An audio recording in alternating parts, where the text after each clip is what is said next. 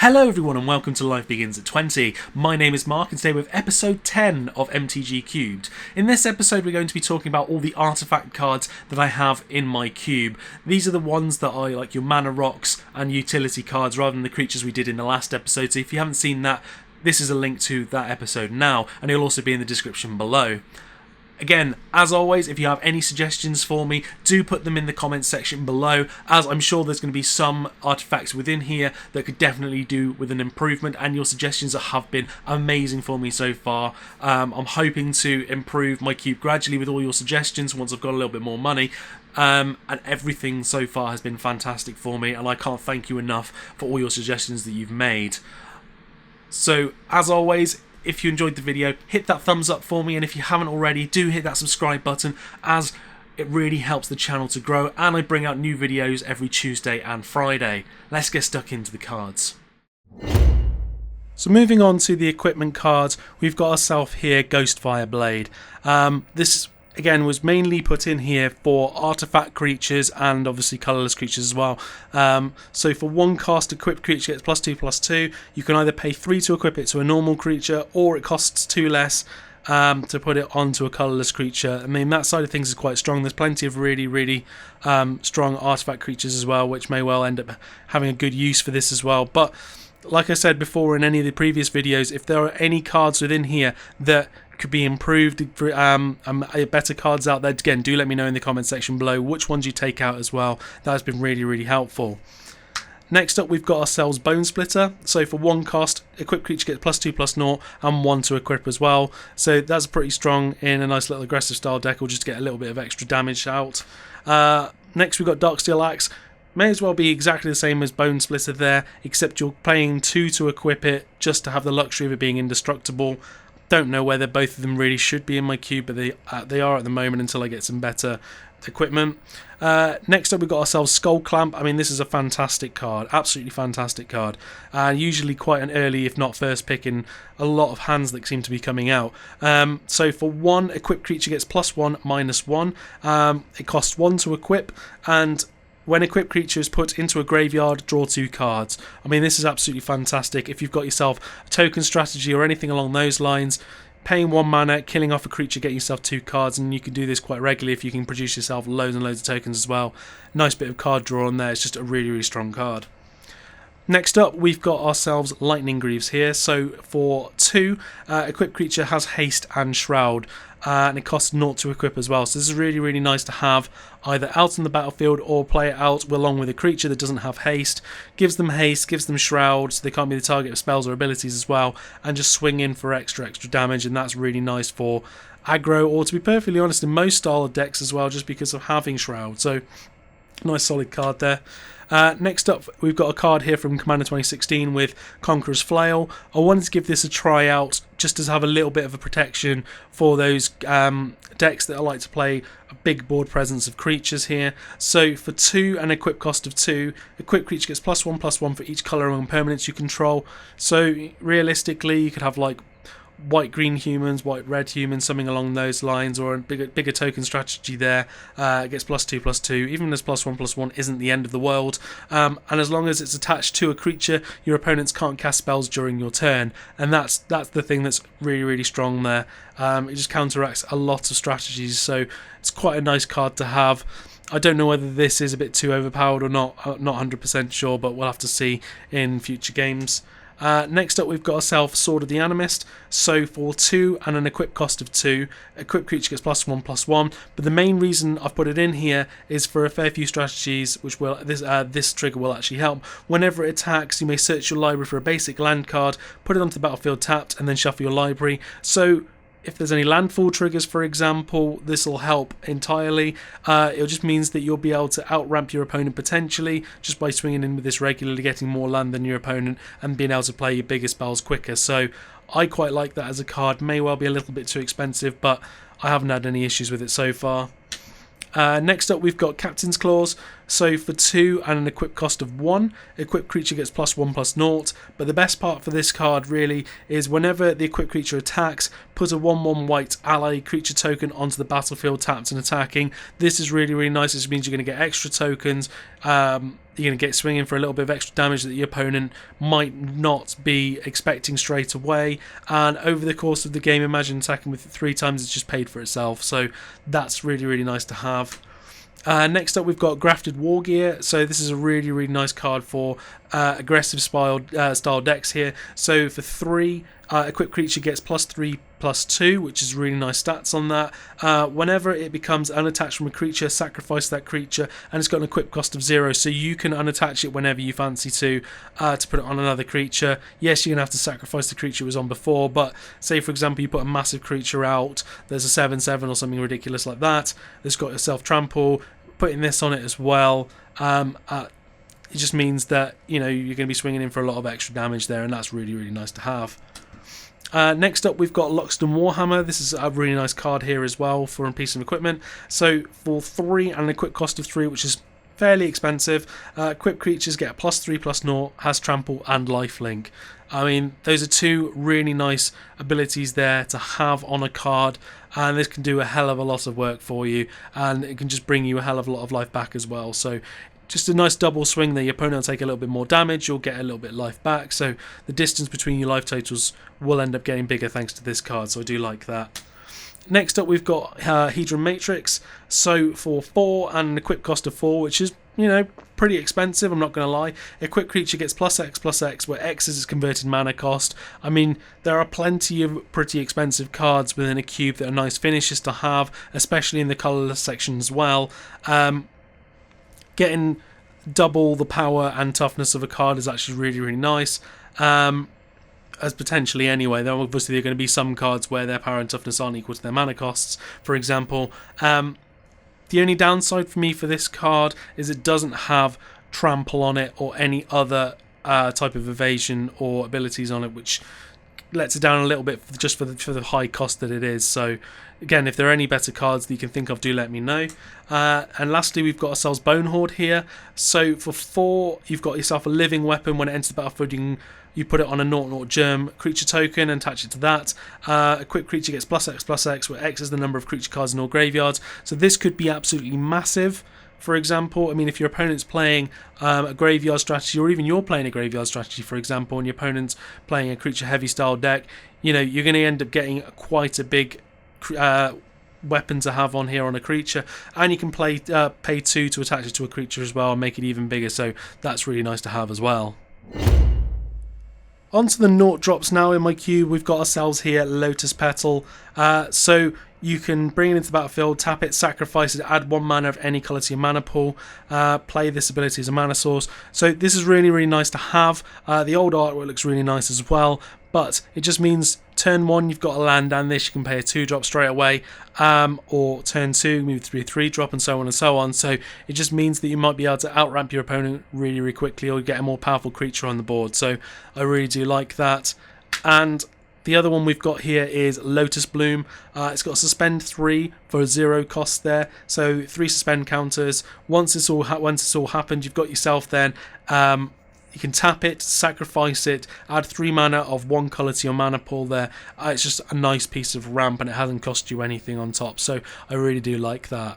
Moving on to the 1-drops, we've got a really powerful one here with Soul Ring. I mean, this is generally going to be a really, really early pick within my cube, if not first picking in a lot of hands that it comes up with. I mean, 1 cost, tapping it for 2 colourless mana, that's fantastic. Absolutely fantastic card. Don't really need to say much more about that one, to be honest. Next up, we've got ourselves Terrarian. So for 1, enters the battlefield tapped. Not fantastic. Pay 2, tap it, sacrifice it, add 2 mana in any combination of colours to your mana pool, and when it's put into the graveyard from the battlefield, draw a card. So realistically, you've got to think about this as 3 mana for 2 of any colour and a card draw. So that may well be quite useful depending on if you're struggling for a certain colour of mana and you're fixing for your deck. So it's not necessarily the strongest artifact in the world, and again, do let me know in the comment section if there are better ones out there, but it can serve a purpose for sure. Next up, we've got Voltaic Key. This is just a really really strong artifact card here. So for 1, you pay 1 and then tap it to untap target artifact. So this could be for more mana with the likes of Soul Ring, getting yourself some extra mana there, or Chromatic Lantern, or any of the signets as well that's inside my cube to get yourself a lot of extra mana. Or it could even be used for untapping Icy Manipulator to tap down another one of your opponent's either artifacts, creatures, or land. So that may be quite useful. Next up, we've got ourselves Prism Ring. So for 1, when it enters the battlefield, choose a colour, and whenever you cast a spell of a chosen colour, you gain 1 life. Now, it may not seem amazing to start off with, but if you're playing in certain styles of decks there, so I mean, your red spells, white weenies, or that kind of deck, or to be perfectly honest, even if your main colour of your deck, you've got more of one colour than the other, this will still be really useful and it can still get you a hell of a lot of life. If you get this out early on, say turn 1 for example, over the course of the game, it could even get you up to double figures of life just from sitting there, so that may well be quite useful. Next up, we've got Relic of Progenitus. I mean, I do love it in foil as well, it looks really, really nice. So for 1 cost, you can tap it. You can tap to target player exiles a single card from his or her graveyard, so that's really nice there. Or you can pay 1, exile it, and then exile all cards from all graveyards, then draw a card. And this is just in the cube for the main reason of counteracting the graveyard decks. So ones that want to put a lot of creatures into graveyards and then get them back, or flashback spells or anything along those lines, this is great to deal with them as well. So I quite like it being in the cube, and it just serves as a purpose to counteract that deck a little bit.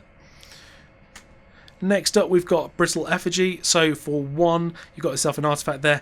Pay 4, tap it, exile it, and exile target creature. So it's just a nice thing to, as a threat, sitting on the board for your opponent to keep an eye on. If you get enough mana and they've put something massive out, you can pay 4 to get rid of it, and it's just another nice piece of removal, and I do like that for control style decks as well.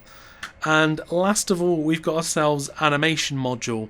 I mean, there is a +1/+1 style strategy within my cube anyway, so that's why it's in there. I'm just giving it a try out along with the other modules just to see how well they do. So whenever 1 or more +1/+1 counters are placed on a permanent you control, you may pay 1 if you do create a 1/1 servo. So that's nice just to get yourself a bigger board presence there.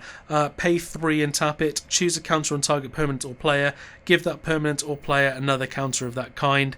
So this is going to be quite nice. It can be loyalty counters on planeswalkers, it could be storage counters, for example, on lands, or any other type of thing like that, so that could be really, really strong, and I do quite like that. Into the 2-drops now. I'm just going to skip through these because it's all the signets here. I've put them all in there because I wanted to make sure there was mana fixing available for all of the different guilds. I just like them as a whole. They're just really nice cards to have. Yes, they can be a little bit strong. I'm not going to lie about that, but I just wanted to make sure that there was mana fixing for anybody that wanted to be able to play ramp decks, play different styles of decks, and all that kind of thing. So that's why they're in there. They're really nice cards as well to have, and I'm glad they're into my cube. No one's complained about them as of yet, anyway. Next up, we've got Mind Stone. So for 2. You can then tap it to add 1 to your mana pool. Again, I do like having mana ramp artifacts within my cube. Or you can pay 1, tap it to sacrifice it to draw a card. So if you got to the point where you don't need all the extra mana, you can sacrifice it to draw a card, and I'm happy enough with that. Next up, we've got Cold Steel Heart.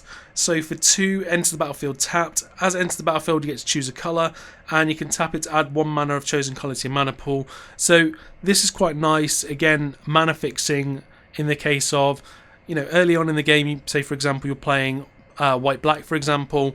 You've only got 2 white mana. Again, you can bring it in as a black mana. That you've got a black mana source then for your next turn. So it'll just help out with mana fixing there. This just looks absolutely lovely as a foil. So we've got Prophetic Prism here, and for 2, enters the battlefield, you get to draw a card, which is really nice. Pay 1, tap it, add 1 mana of any colour to your mana pool. So card draw mana fixing there is really nice, and as you can tell, I just love how good that looks in foil. Next up, we've got Prismatic Lens. So for two mana, you can tap it to add a colourless to your mana pool, or you can pay 1, tap it to add 1 mana of any colour to your mana pool. So again, nice bit of mana fixing to have there when you need it. Next up, we've got Felwar Stone. So for 2 mana, tap it to add to your mana pool 1 mana of any colour that a land an opponent controls can produce. So again, it might end up being the case of it's going to be great fixing for you if they're playing similar colours to you, or it's just going to be tapped for any old colour, and it's just an extra piece of mana there, so that's quite nice to have. Next up, we've got Isotron Scepter. So for 2, it's got Imprint. So when it enters the battlefield, you may exile an instant card with converted mana cost 2 or less from your hand. You can pay 2 and tap this. You may copy the exile card. If you do, you may cast that card without paying its mana cost. So that's really nice. It means you can, have a lightning bolt on demand whenever you want it, or anything along those lines. And it's just really nice, or a counter spell on demand whenever you need it as well. So that's just really, really strong to have. Like I said before, with the 1-drops, we've got Decoction module here. I wanted to try all of them out to see how well they do before end up taking them out if there are I can find better things to put in for them. So the 2 mana here, whenever a creature enters the battlefield under your control, you get an energy counter. So there are going to be some things within my cube at this moment in time that deal with energy counters for sure. There are a few creatures around, I believe. There's also Dynavolt Tower within my artifact section as well that may well end up using it. Plus, you can pay 4 and tap it to return target creature you control to its owner's hand. So that may well be useful to then be able to cast it again for its nice enter the battlefield trigger. So it's not necessarily the strongest artifact or one of the modules, so I might end up finding something better. Again, suggestions, feel free to put them in the comment section to help me out. So this may not stay in for all that much longer. Next up, we've got Key to the City. For 2 cost, you can tap it to discard a card, and up to 1 target creature you control can't be blocked. Well, actually, no. Any creature. I don't know why you'd want your opponent's creature to become unblockable, but hey-ho. And whenever it becomes untapped, you may pay 2. If you do, draw a card. So for excess mana, that's great. You're going to get yourself some extra card draw to make up for the fact that you're discarding to make something unblockable, and making something unblockable may well end up winning you the game if your opponent can't deal with it. And last of all, we've got Brain in a Jar. So for 2, you can pay 1, tap it to put a charge counter on Brain in a Jar. Then you may cast an instant or sorcery card with converted mana cost equal to the number of charge counters on it from your hand without paying its mana cost, which is actually pretty nice, to be honest. Of course, over the course of the game, in a spells heavy deck, for example, this is going to be fantastic. Or you can pay 3, tap it to remove X charge counters from Brain in a Jar to scry X, so you can sort out later on, if you don't need to use any of the spells in your hand, later on you can sort out your next draws for a fair few turns. So again, it'd be quite a useful card to have. So moving on to the 3-drops, this card is just fantastic and, pretty strong, to be perfectly honest. Chromatic Lantern here. So for 3 costs, lands you control have tap to add 1 mana of any colour to your mana pool. That's just absolutely fantastic. Plus, it's a mana rock in itself for any colour mana as well. So mana fixing is going to be fantastic, and it's just really, really strong. Next up, we've got Seer's Lantern. So for 3, it comes in, you can tap for a colourless mana to your mana pool. I mean, I've put Wastes as a basic land type within my cube anyway, so they can, players, if they're drawing a lot of cards that require wastes, feel free to in my cube anyway, I've had them so that they're a basic land type rather than put into the cube. Or you can pay 2 to tap it and scry 1. So you've got a few options there. You can either carry on with lots of land, or if you want the extra scry, if you've got excess mana, at the end of your opponent's turn, for example, you can see what your next card's going to be, and that's quite useful to have. Next up, we've got Cryptolith Fragment. I mean, this card did a fair bit of work for me when I was doing pre-releases anyway, and I think this is a really strong card. Enter the battlefield tapped, fine. You can tap it to add 1 mana of any colour to your mana pool. Again, nice fixing there. Each player loses a life, so you're draining, for both players, it's going to be draining them down. So in an aggressive style deck, for example, it's just going to be extra drain there. At the beginning of your upkeep, if each player has 10 or less life, transform it, and then it just becomes something quite horrific. So it's a flying death touch 1/4, so that's just a really nice creature to have, and whenever it attacks, each opponent loses 3 life. You're just going to end up killing your opponent so much quicker when that happens, and it did great work for me. It might not be the most perfect card to have within my cube, but I've enjoyed it. I've enjoyed playing with it, and you know, it's not necessarily going to be in the top couple of picks within a pack, but it may end up being, you know, rotated around, you know, 6, 7 picks, something along those lines is quite nice.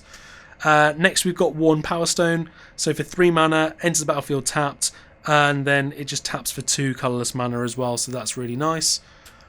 Next up we've got ourselves Mimic Vat. So for 3, again it's got imprint, so whenever a non-token creature is put into a graveyard from the battlefield, you may exile that card. If you do, return each other card exile with Mimic Vat to its owner's graveyard. You can then pay 3 and tap it, put a token onto the battlefield that's a copy of the exiled card. It gains haste, exile it at the beginning of the next end step. So say for example one of the creatures that you like the massive with like an enter the battlefield trigger, something along those lines, gets killed, have Mimic Vat out, it gets imprinted, you pay 3, you can put a token of something even more powerful onto the battlefield, get the enter the battlefield triggers just for 3 mana. That's really, really nice to have.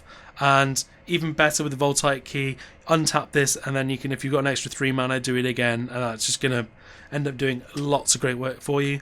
Next up we've got Tumble Magnet. So for 3, enter the battlefield with 3 charge counters on it. You can tap it to remove a charge counter and tap a target artifact or creature. So it's just nice to be able to tap something down of your opponents to be able to either swing in for extra or just tap something down so you don't want them to end up using a certain artifact, and that's really nice to have there. And then we've got the last of the modules here. So for 3, whenever you gain 1 or more energy, you get to put a +1/+1 counter on target creature you control. Again, this may well be pretty weak, especially if you're, you know, spending 4 to tap it to get a colourless energy, get an energy counter to then get a +1/+1 counter. Seems like a lot. Again, if you're getting yourself a few energy creatures, or you're going to be in your cube anyway, this is going to come out fairly soon, especially with all the Aether Revolt stuff that's come in. If you're going to get yourself a cube that's actually utilising energy a lot more than mine is, for example, definitely worth trying to put some of these in and seeing how well they do. I just wanted to give it a try. It didn't work out. It's certainly going to be removed soon. I probably should have done it before this video, but I apologise for that. Next up we've got Crystal Shard. So for 3, it's an artifact where you can pay 3 and tap it, or pay 1 blue and tap it. Return target creature to its owner's hand unless its controller pays 1. Really nice control card to have there. Probably should have been put within blue, but I wanted to keep it within this point in time anyway, because personally, I'm not going to have any complaints in paying 3 mana to send something back to its opponent's hand if need be. It may end up winning you the game, so I have no issues with that there. And last of all, we've got ourselves Dynavolt Tower here. So for 3 mana, whenever you cast a instant or sorcery spell, you get 2 energy. You can then tap it, pay 5 energy, and deals 3 damage to target creature or player. In a spells heavy deck, it might end up doing you a lot of good work there. And this one's actually self-sufficient by itself, so it doesn't need other cards to generate energy or anything along those lines. It's all self-sufficient, so that's why it's doing a decent job in the cube anyway in that style of deck. And to be perfectly honest, I have no reason to take it out as of yet. Again, if you think of anything that may well be an improvement over any other cards, do let me know in the comment section below. So moving on to the 4-drops, here we've got Hedron Archive. Again, like I said before, I do like to have mana rocks within my cube. So tapping it for 2 to your mana pool, or you can pay 2, tap it, sacrifice it and draw 2 cards. So, you know, realistically, you're going to be able to have a good decision here whether you want to have some more mana ramp, or later on in the game the 2 cards may well be quite useful to have. Absolutely adore this card. I think it's fantastic. Haven't used it enough to see whether it deserves a home in the cube or not. I might just keep it in there just because I personally love the card. I mean, for 4 cost, if an artifact or creature entering the battlefield causes a triggered ability of a permanent you control, that ability triggers an additional time. That is absolutely fantastic. There's loads of enter the battlefield triggers within my cube.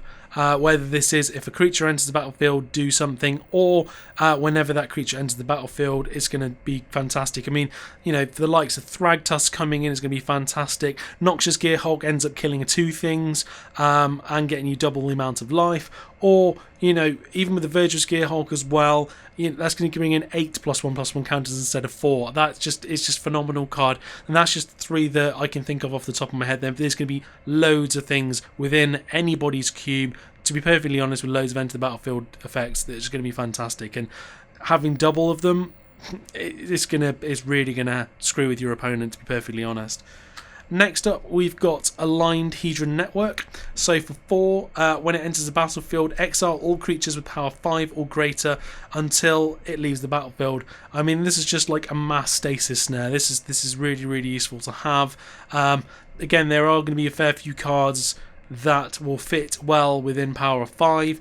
+1/+1 counter theme I have as well, so it just means that all of the creatures that are gone over 5 power with those are going to be detained as well, and that's really nice to have there.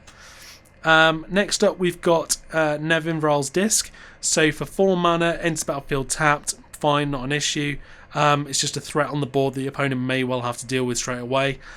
Or then once you've done untapped it, pay 1, tap it, destroy all artifacts, all creatures, and all enchantments, and that's just ridiculously strong. I do like that, and it's just a nice board wipe to potentially, if you're behind, get you back in the game there. Next up, we've got Smokestack. So at the beginning of your upkeep, you may put a soot counter on it. At the beginning of each player's upkeep, that player sacrifices a permanent for each soot counter on Smokestack. I mean, this is going to be a nice board wipe, for example. And it's really, really going to help the people for the decks especially, that can create lots and lots of tokens for, things to get, to sacrifice plenty of, or for those decks that like to get stuff out of the graveyard, and may well be quite useful as well there. And it just means that, your opponent's going to have to deal with this very, very quickly. And if you're able to swing in for a little bit of extra damage with lots of haste creatures, for example, and your opponent's got nothing to block with, it's going to end up helping you to win the game there.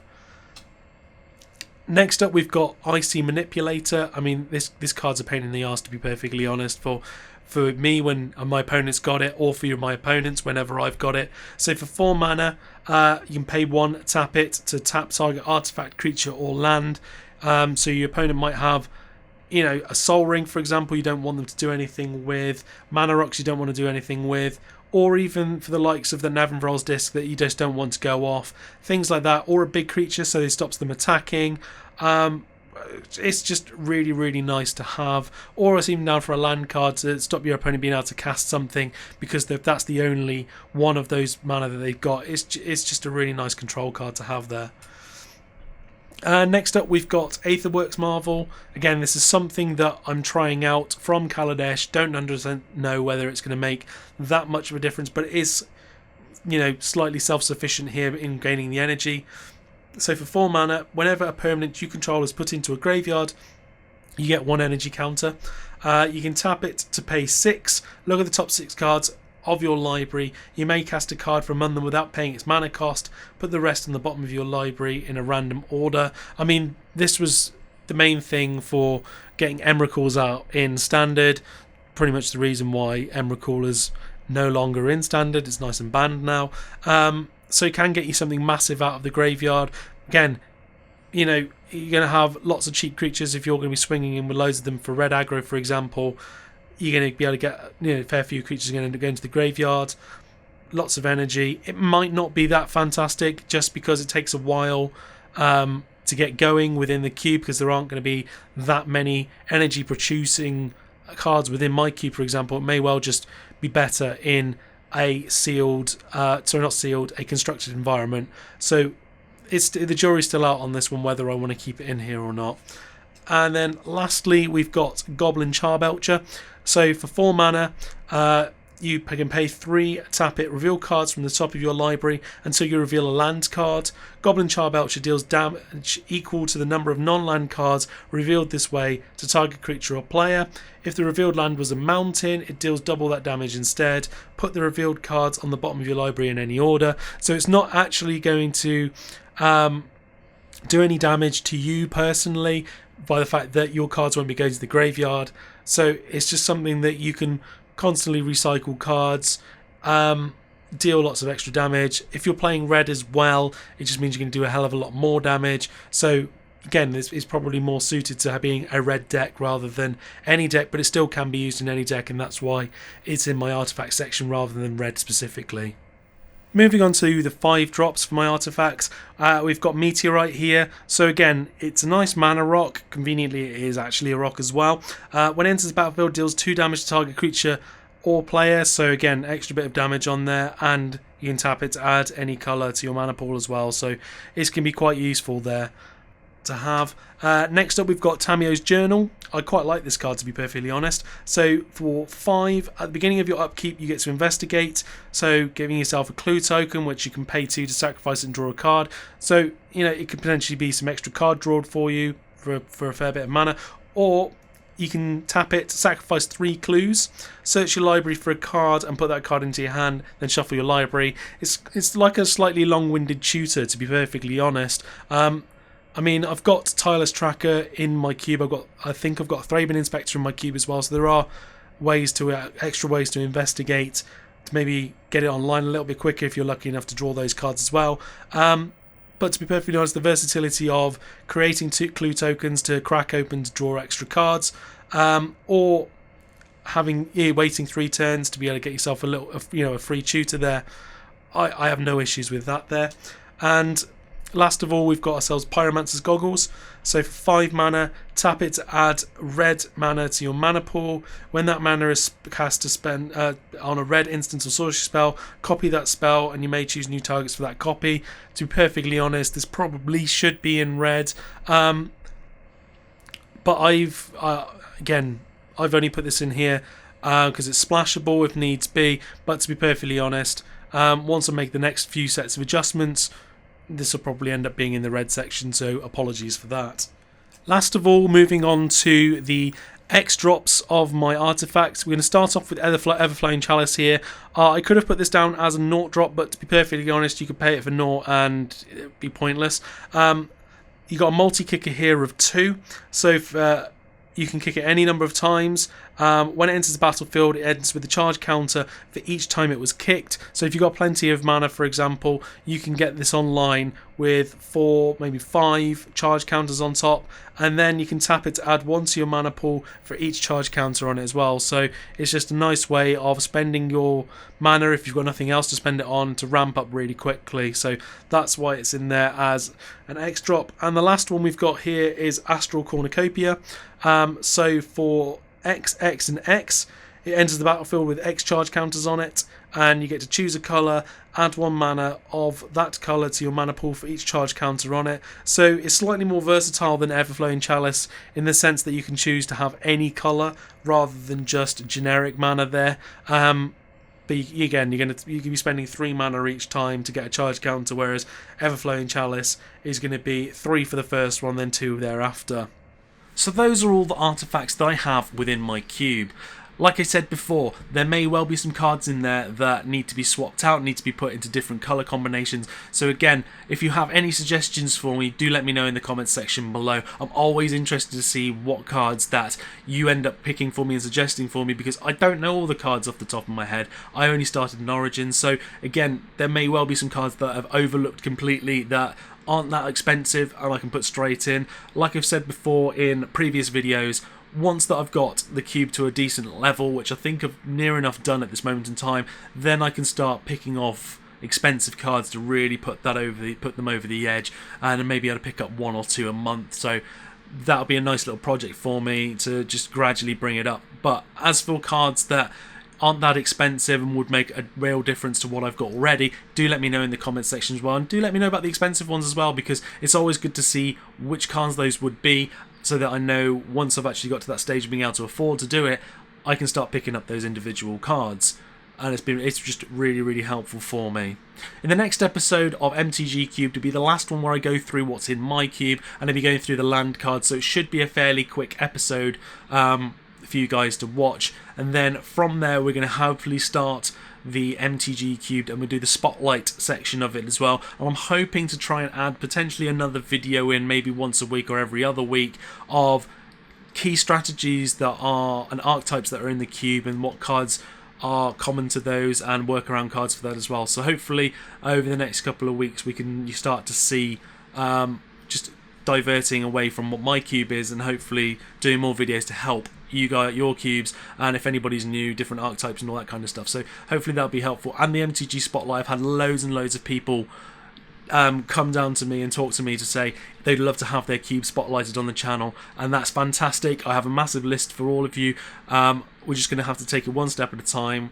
Again, I will message you if you are interested, to make sure that you're still interested to do it, and that we can go through a couple of questions. We can see whether you want to have your voice on the videos. If you want to have your video, you can record Skype as well, and something along those lines, and then hopefully do a cube draft of it as well.